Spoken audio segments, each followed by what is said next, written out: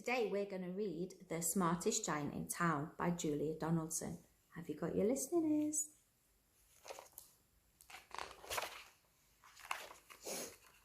George was a giant. He was the scruffiest giant in town, and he always wore the same old sandals and the same old patched up gown. "I wish I wasn't the scruffiest giant in town," he said sadly. And one day he noticed a new shop. Inside this shop they had lovely new smart clothes. So he went in and he bought a smart shirt, some smart trousers, a smart belt, a smart stripy tie, some special smart socks with diamonds up the side, and a pair of shiny smart shoes. "Now I'm the smartest giant in town," he said. George left his old clothes in the shop, and he was just about to go home when he heard a sound. On the pavement stood a giraffe who was sniffing sadly. "What's the matter?" asked George. "It's my neck," said the giraffe. "It's so very long and so very cold. I wish I had a scarf to wrap around it." Then George had a little think. And he said, "Cheer up," and he took off his tie. "It didn't match my socks anyway," he said, and he wrapped it around the giraffe's neck, and it made such a wonderful scarf. "Thank you," said the giraffe.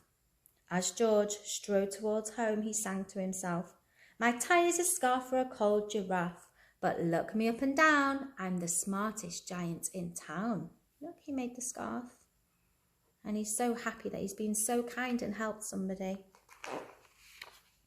George came to a river, and on a boat stood a goat who was bleating loudly. "What's the matter?" asked George. "It's my sail," said the goat. "It blew away in a storm, and now I don't have a sail for my boat. I wish I had a brand new sail."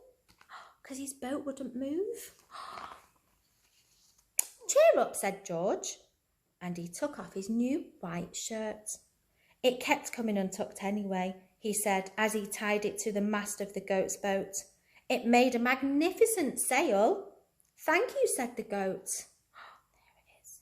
He's sailing along, and there's George.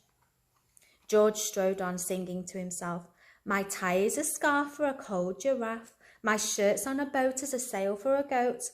But look me up and down, I'm the smartest giant in town." George came to a tiny ruined house. Beside the house stood a white mouse with lots of baby mice. They were all squeaking. "What's the matter?" asked George. "It's our house," squeaked the mother mouse. "It burnt down and now we have nowhere to live. I wish we had a new house." I wonder what George is going to do. "Cheer up," said George, and he took off one of his shiny shoes. "It's giving me blisters anyway." And the mouse and her babies scrambled inside the shoe. It made a perfect house for them. "Thank you," they squeaked. "Oh, look." And now George had to hop along the road, but he didn't mind, and he sang to himself, "My tie is a scarf for a cold giraffe. My shirt's on a boat as a sail for a goat. My shoe is a house for a little white mouse. But look me up and down, I'm the smartest giant in town." George came to a campsite. Beside a tent stood a fox who was crying. "What's the matter?" asked George. "It's my sleeping bag," said the fox. "I dropped it in a puddle, and I wish I had a nice warm dry sleeping bag to sleep in." Oh no, he's so sad. I wonder what George is going to do. Do you think he can help him? Let's see. "Cheer up," said George, and he took off one of his socks with the diamonds up the side. "It was tickling my toes anyway," he said, and the fox snuggled into it. It made a very fine sleeping bag. "Thank you," said the fox. Now George had to really hop. He was singing to himself, "My tie is a scarf for a cold giraffe. My shirt's on a boat as a sail for a goat. My shoe is a house for a little white mouse. One of my socks is a bed for a fox, but look me up and down, I'm the smartest giant in town. Then George came to a squelchy bog. Beside the bog stood a dog who was howling. What's the matter? Asked George. It's this bog, said the dog. I need to get across, but I keep getting stuck in the mud. I wish there was a safe path that was dry and I could cross. I wonder what George is going to do now. Let's see. Cheer up, said George, and he took off his smart new belt. It was squashing my tummy anyway, he said, and he laid it across the bog.